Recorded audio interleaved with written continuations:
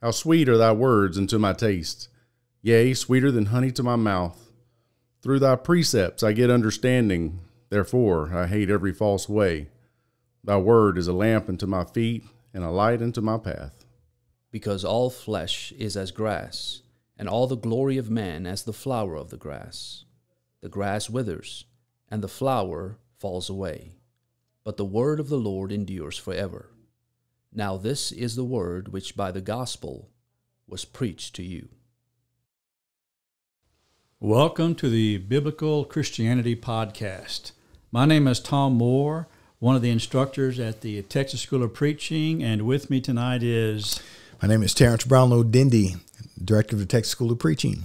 It's great to have y'all with us tonight. Tonight we've got an episode, and also in our next episode, we're going to be talking about the existence of God. There is a real big problem in our world today with atheism. It's one that's really affecting our homes, affecting our nations, and sadly even affecting the minds of our college kids and the church. And so this is something that's very important for us to understand and to deal with. We're going to begin tonight by looking a little bit about the basic attitudes that men hold toward God, define a few terms, if you will. First of all, atheist. Atheist is a one who knows assuredly that there is no God. At least that's what he says. And he says this is one who says God is nothing but a myth. There is also the agnostic, a person who believes that nothing can be known about the existence of God.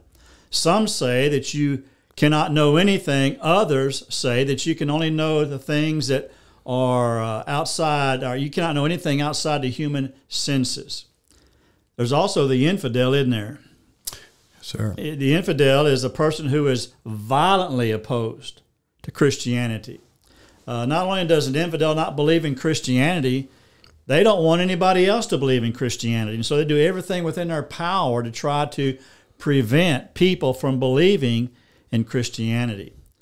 You know, the skeptic is one that's an interesting one too, isn't it? He really is. And you kind of mentioned there, the skeptic is that one that's kind of overtly promoting the atheistic point of view. And we look at that today. I mean, whether you call them skeptics or atheists or agnostics, it really all amounts to the same thing. These people are against God. We think about people like Richard Dawkins, the so-called or professed new atheist. This is a guy that's very militant in his perspectives and his advocacy of atheism. We think about people like Bart Ehrman, also very prominent in that particular realm of atheists or skeptic, people who write a lot of books, who do a lot to try to promote their thoughts and their notions that there is no God. And so, Brother Tom, that's something that, again, that we're having to deal with today. At one point in time, it's like a whole lot of erroneous views and immoral perspectives. At one point in time, these things were kind of in the closet, to use a terminology that we're all familiar with, atheism or whatever the case may be. But now, the longer we live, the more that we experience life, we see the less shame that is exhibited where these mindsets and these worldviews are concerned. Now these people are out in the open and very, very overt and upfront about what they believe. You know, I was a grown man before I even knew personally an atheist. It was something that really, when I was a young boy, that was it was uncommon. There's one thing we might also discuss before we get into some more deeper thoughts in this. There is a difference between a deist and a theist. A deist is one who believes in a supreme being, but not the God of the Bible. One who believes God created the world and just left it behind. He kind of opened the page and just let things produce. That's a lot like the Greek gods. They would kind of just sit back and have fun with the people type of thing. And another thing we might mention is there are a lot of people who believe that the founding fathers of our government were deists. And that is not true. Maybe one of them was, but most of them were theists. That is, they believed in the God of the Bible. And that's what we're going to prove tonight. Yeah, that when you say that, that certainly spawns some thoughts in that particular direction. just because people say that something is the case doesn't mean it's the case. And when you talk about this atheistic position, just because someone says that God doesn't exist doesn't mean that it's the case. And we need to hold people's feet to the proverbial fire and charge people with presenting evidence of their position. Man, it's easy just to say that the founding fathers were all deists. And again, like you said, that's a prevalent thought that's coming out of the mouths of lots of liberals today. And it's just not the truth. It's just not the truth. Look, there's evidence that proves that that statement is not the truth. Guess what? We happen to have the documents of the founding fathers. Yes. And if you look at them, they're absolutely replete with mentions of not only the God, the Father of the Bible, but Jesus Christ, his Son, the Son God of the Bible. And they're all through the documents. And so for somebody just to come out and just say, well, the founding fathers are deists, what they are dependent upon, what they're counting upon are people being not diligent enough, not noble enough to go and check these things out for themselves. You know, I was looking at some documents of the past, and in the 1770s, it's seen that at least 40% of the quotations of our founding fathers were from the Bible. That's right. You know, and so that proves that they believed in the God of the Bible and were not deist or atheist. You know, let's toss around a little bit, Terrence, about why is this discussion so important that we need to defeat atheism? How is that affecting our society? How is it affecting our homes? And how is it affecting the world in which we live? I tell you what, Brother Tom, that's a great question. I think one of the places we can go to answer that question, there's a couple of places in the Bible, but one that comes to my mind rapidly is Psalm chapter 14. You know, a lot of times we quote the first part of the first verse of Psalm 14, but man, when we go on to quote the rest of that, observe the rest of what the Bible's got to say here, then that really becomes the answer to your question. Why do we need to engage this worldview? Why do we need to try to confront this mindset? Well, David writes this about 1,000 years before Christ. He says, the fool is set in his heart, there is no God. So there it is. He's talking about the atheist. The fool is set in his heart, there is no God. Listen to what he goes on to say. He says, they are corrupt. They have done abominable works. There is none that doeth good, no, not one. The Lord looked down from heaven upon the children of men to see if there are any that did understand and seek God. They're all gone aside. They're altogether become filthy. There is none that doeth good, no, not one. And so whenever you look at this idea of atheism, not only does David make the case that atheism is foolish, and we'll go on to make that case even more extensively from looking at the scriptures in just a moment, but he says atheism is dangerous. Now, he doesn't use that terminology explicitly, but certainly everything that he's got to say here following the man who says in his heart there is no God, in regards to his actions, we see that atheism is dangerous. I want to read you something real quickly, if I can. Obviously, we could go over to the book of Romans, chapter 1, and we can look at this, but I want to read to you something that was written by Jeffrey Dahmer, or that was stated by Jeffrey Dahmer. I've mentioned this before in preaching and teaching on this subject. But Jeffrey Dahmer, of course, when you say that name, most people are familiar with him. He was one of the most infamous serial killers that our world has ever known, did things to other human beings that are not mentionable on a program like this. But let it suffice to say that he was a wretched individual as far as that was concerned. We are very well aware of the fact that he was studied with some of our brethren before he died in prison. And reportedly, he had obeyed the gospel of Jesus Christ, and certainly we hope that is true. Hope so. We hope that he'll be in heaven, having repented of sin and lived faithfully for Christ the duration of his days. But while he was in prison, he was interviewed by Stone Phillips of MSNBC a number of years ago. And when Stone Phillips asked him, "How are you able to do some of the things to other human beings that you did?" Listen, this is a verbatim answer that he got. I listened to the whole interview. I wrote this down. He says, "I always believed the theory of evolution as truth, that we all just came from the slime. When we died, that's all that there was. There is nothing. If a person doesn't think there is a God to be accountable to," listen to this carefully, "if a person doesn't think there's a God to be accountable to, then what's the point in trying to modify your behavior to keep it within acceptable ranges?" That's how I thought anyway. Now you take that from a man who was, again, one of the most heinous serial killers who's ever lived. And when he's asked, "How did you do that to other human beings?" he says, "I was taught there was no God." You look around in our world today and you see that very mentality taking place. the murdering of innocent unborn children. That philosophy has to come from atheism. You look at around the things that's going on in our society, in our government, and in the homes and in our schools. Well, the idea of atheism and the things that follow atheism are very, very prevalent in our world today, and it's causing a black eye in society. When we have that kind of mentality, like he says there, why should I do anything? Why should I give an account to anybody if there's no God? I don't have to worry about anything. That's exactly right, Brother Tom. In our next episode, we'll talk about some of the evidences for the existence of God, and we'll spend some time dealing with some philosophical arguments that are really undeniable arguments. And of course, we'll get to the cosmological argument, the teleological argument. But in the third place, we'll talk about the moral argument to just give you a little preview of that right now. I mean, Jeffrey Dahmer says it all, and other people, he's not the only one. Other people function in the same way, whether they will be willing to state it explicitly or not. They function, like you just mentioned, brother, in the exact same way. If I don't believe there's a God, then if there is no God, there is no moral, objective moral standard, that is.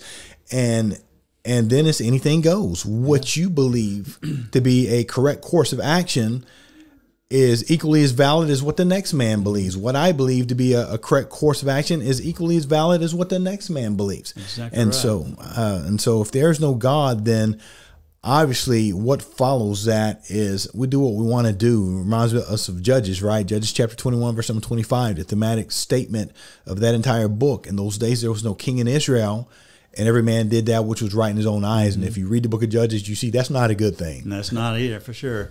Well, when we think about this idea of atheism, it might be good for us to think a little bit about what causes a person to go to that extreme. What causes one to not want to believe in God? You know, it might be because that's how they were raised, perhaps.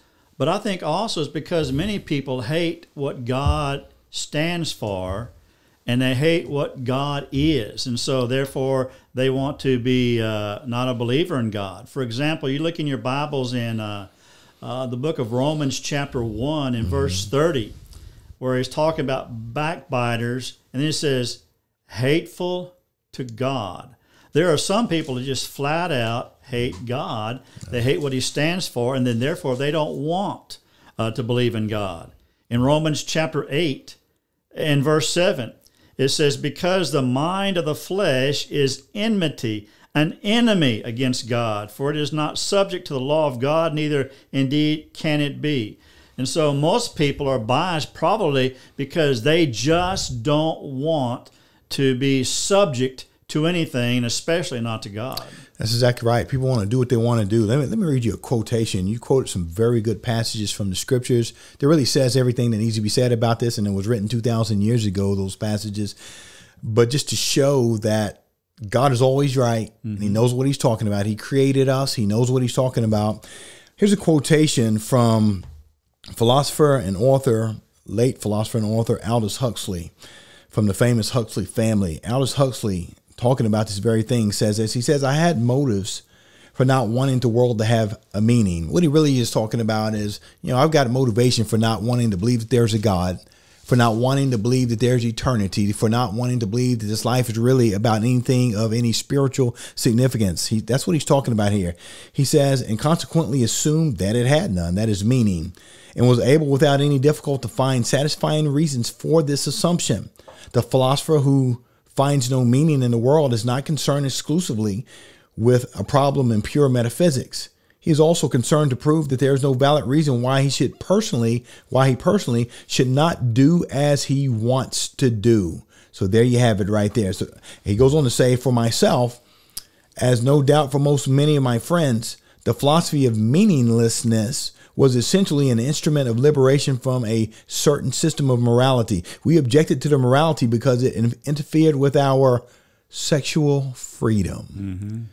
So there it is. He just says it like it is. Point blank, candidly, we have no use for morality, and by implication, the God of morality, because it interferes with our sexual freedom. And that opens Pandora's box, because if you have that mentality, sexual freedom, A pedophile will say, I should have the freedom to molest children. Or a person who wants to have sex with an animal to say, I should be able to have sex with an animal because we need to have sexual freedom. Yeah. And what all that does is show the darkness of the mind of the people, which reminds me, I think that's another reason why some people are involved in atheism and are atheists, is because of the darkness of their mind. In Romans chapter 1, beginning in verse 18, it says, For the wrath of God is revealed from heaven against all ungodliness and unrighteousness of men who hinder the truth and unrighteousness, because that which is known of God is manifest in them, for God manifested unto them. For the invisible things of him since the creation of the world are clearly seen, being perceived through the things that are made, even as the everlasting power and divinity, that they are without excuse. Now notice this. Because that, knowing God, they glorify him not as God, neither gave thanks, but became vain in their reasoning, and their senseless hearts were darkened. Yes. Now, whether a person is darkened, their heart is darkened because that's the way they've been raised, or because they want their own personal freedom, the point is they have a darkness of heart, and that's why they refuse to believe in God. That's right, Brother Tom.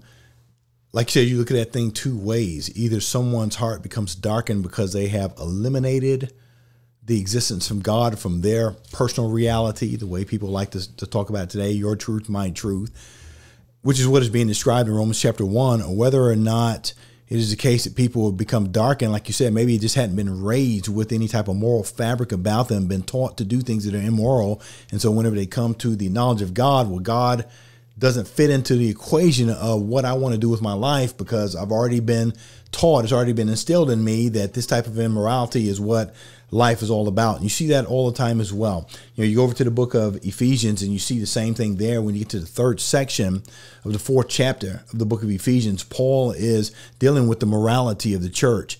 And when you begin to talk about morality or problems of immorality, again, it goes back to that idea of the heart being darkened.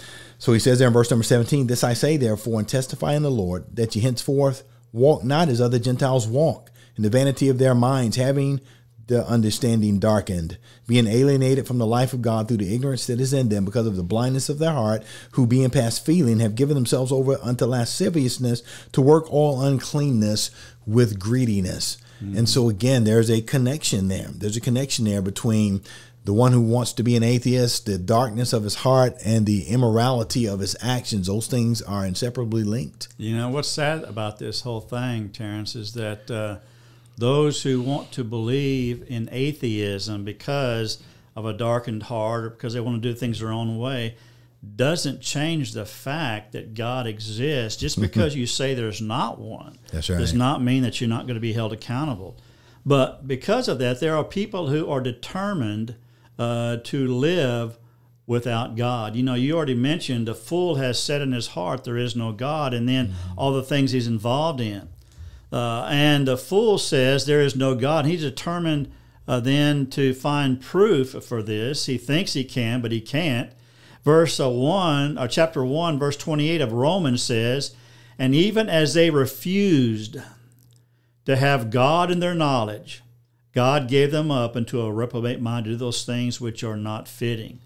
Why are some determined not to know God? Is because they don't want to know God. Yeah. Because they don't want to be morally restrained, because they want to do things just the way they want to. And what's sad about this, and we get into that moral argument later on, they'll say, well, I want to do whatever I want to, but you can't do whatever you want to me. There's a double standard there. What makes that right and me wrong, right? And so the idea of dark and not wanting to do things God's way, they just refuse to have God in their knowledge. That's it. Whenever you look at that Romans passage, and this passage speaks volumes to this subject, you see that, again, there's the sexual immorality that is one of the first things to follow the atheistic mindset. You look back over the history of humanity and human societies, and you see a pattern there of people deviating from God. They refuse to recognize him. That's what Paul describes here. And this is not a fairy tale. Paul's describing what has happened in the world.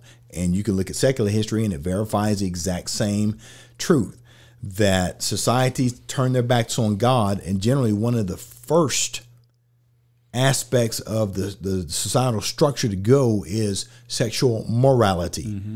The sexual thoughts and paradigms and mindsets of men go down the tubes. And that's what you see being described here. One is one of the first things that he describes, whether people like it or not. And in our society, I know there'll be a lot of people who will not want to hear this, but homosexuality becomes one of the first manifestations of sexual morality gone awry.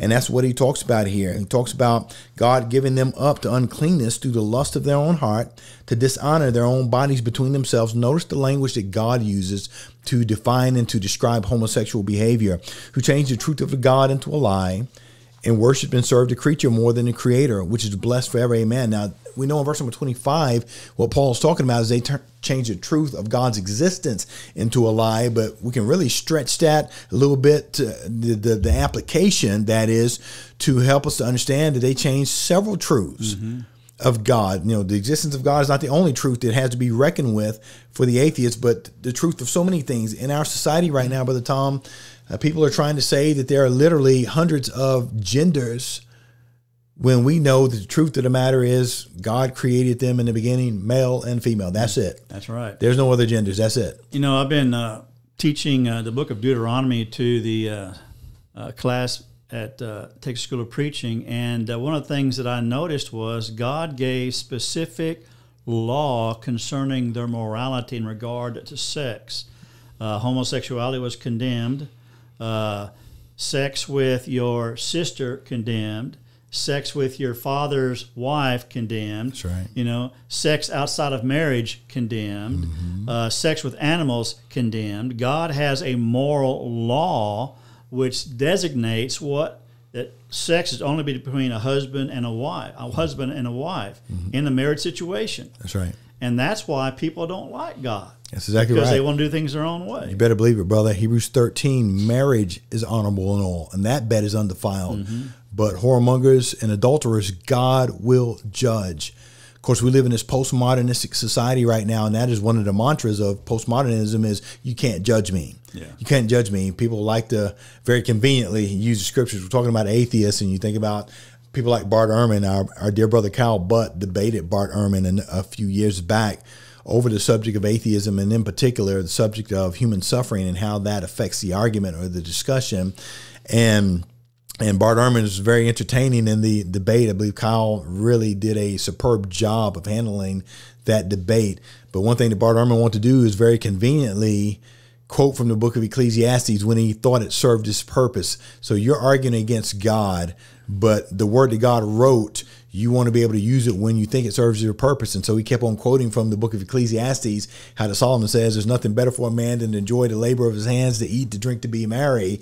And so Bart Ehrman is saying, see, that's what I want. That's all I want to do, is be able to go home after work, drink a beer, sit down with my family and things like that. And what's wrong with that? And not have to worry about anything that happens after this life, because there is nothing. And of course, Kyle would help him to understand there's a lot more to the book of Ecclesiastes that you are ignoring, and your hermeneutics in the book of Ecclesiastes is wrong, because Solomon is not always speaking of his thoughts when he was in the right frame of mind. He's talking about the fact that I was in the wrong frame of mind when I had some of these thoughts. And so Kyle tells him, well, what about chapter 12, verse number 13? Let us hear the conclusion of the matter. Fear God, keep his commandments, for this is the whole of man. And of course, conveniently, Bart Ehrman says, well, that's just a redaction. All right, that part's not real or true to the original author. That's redaction. But again, men want to conveniently dismiss what God's got to say. Like you said, condemned. Postmodernism doesn't want to see anything condemned other than righteousness. Yeah. And like you said, you go back to the book of Deuteronomy, and you see the same thing in the book of Romans as well. God condemns these things. Homosexual behavior, God condemns it. Bestiality, all these sexual deviancies or deviant behavior, God condemns these things. Listen to the language again, verse number 26. For this cause God gave them up unto vile affections. For even their women did change their natural use into that which is against nature. Verse number 27, and likewise also the men, leaving the natural use of the woman, burned in their lust one toward another, men with men, working that which is unseemly, and receiving in themselves that recompense of their error, which was meet. And even as they did not like to retain God in their knowledge, there's your atheism again, God gave them over to a reprobate mind to do those things which are not fitting. Mm-hmm. You know, we've been talking about the cause of unbelief and antagonism toward God, and we've noted that man falling away from God has a bias toward him. We've talked about how that man has a darkness of mind. And, you know, and in all of this, we see that man is filled with pride because they want to do things their own way. And then there are people who just are determined to live without God. But here's the thing that I want us to think about for a moment, Terrence, and that is educational influences cause men to reject God. Mm-hmm. You know, our young people going into the universities and colleges are being greatly influenced by their instructors. Mm-hmm. And what's sad is many of our college students have heard a better atheistic argument than they have a theistic argument, yes, which we're going to solve in our next episode. But this is something that really has to change among our young people. Man, it's got to. We have got to cease to dropping the ball where this thing is concerned.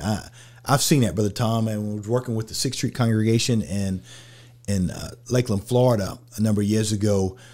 Brother, 2 of our teenage girls in high school, seniors in high school, independent of one another. Lakeland is a big place. They went to different high schools, so they didn't get together and collaborate what they were going to say. They came to me at different times. They are in different educational environments, and both of them expressed to me that they have been absolutely filled, the brains permeated with this idea of evolution.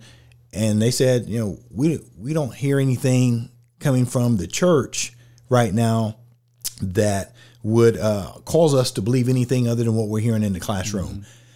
And man, that was alarming to me. You know, we've homeschooled our children, my wife and me, and so we're not involved with the public school system, but these young women were, these young girls were, and that's what they're telling me their concern is. And so I took it to the elders immediately and said, look, this has got to be dealt with. We've got to help our young people or we're going to lose them. One of our elders was the teacher of the high school class, and I gave him Kyle Butt's book, Always Be Ready, to teach as curriculum in that class because it is needed. Let me put a little bit of flesh on what it is you're saying. And so there's an atheist by the name of Lawrence Krauss who talks about boast about ridiculing religious dogma. He says, sometimes I refer to the fact that religion and science are often in conflict, and from time to time I ridicule religious dogma. And so Krauss later on in his article that was called All Scientists Should Be Militant Atheists in the New Yorker a number of years ago, he goes on to argue 500 years of science have liberated humanity from the shackles of enforced ignorance. What is he saying? That if you believe in God, then you're ignorant. Mm-hmm. And science has freed you from the shackles of that ignorance. Not only that, Phil Zuckerman, also an atheist at Pitzer College in New York, says this: non-theists tend to be more highly educated and intellectually oriented on average than their believing peers, in a article called How Many Atheists Are There in Psychology Today?